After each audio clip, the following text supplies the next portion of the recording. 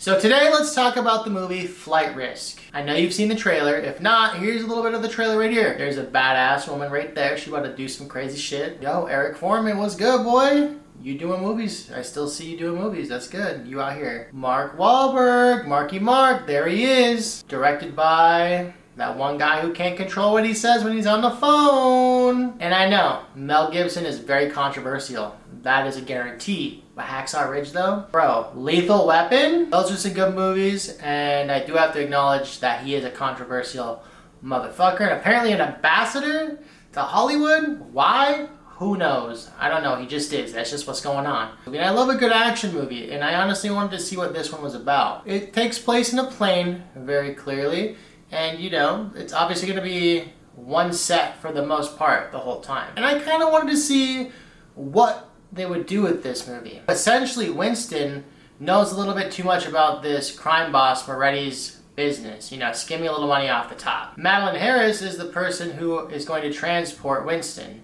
She initially busts him in Alaska and obviously has to bring him back. Things don't seem quite right. Why would you want Mark Wahlberg to fly your plane using a cringy ass accent? I'm not saying Mark Wahlberg can't act, but there's something behind this accent that isn't quite true. You'll later find that out throughout the movie. You simply know that the compromised person is clearly going to be Mark Wahlberg's character. And spoiler alert, he's wearing a toupee. Clearly, while this man is compromised, there's going to be some sort of altercations that are happening on this plane to stop them from getting to their end destination.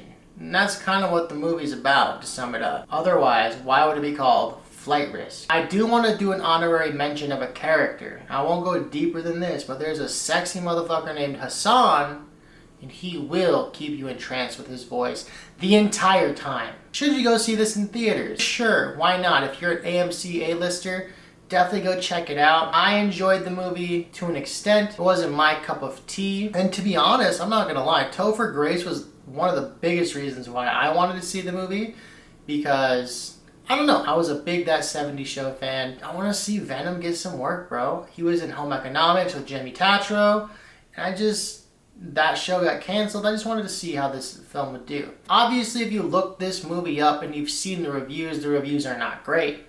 And I'm not here to tell you to listen to those reviews, but those reviews are reviewing. I'm not quite sure what the budget was, but my only takeaway from this movie was, why didn't they just use a real moose? I like meese. Mooses are nice, but I understand what they were trying to do with this movie, bringing back to like that 1980s, 1990s action nostalgia or thriller nostalgia films, action thriller vibe, you know.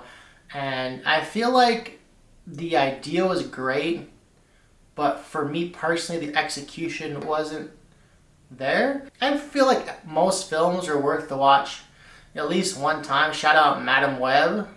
That shit was hilarious. I don't think it was supposed to be hilarious, but it was hilarious. I'm also going to review movies that aren't necessarily in theater. So, for example, with this movie, I'm not like urging you to go see it. But once it hits the streamer, give it a watch, you know. Do it for Topher. He needs it.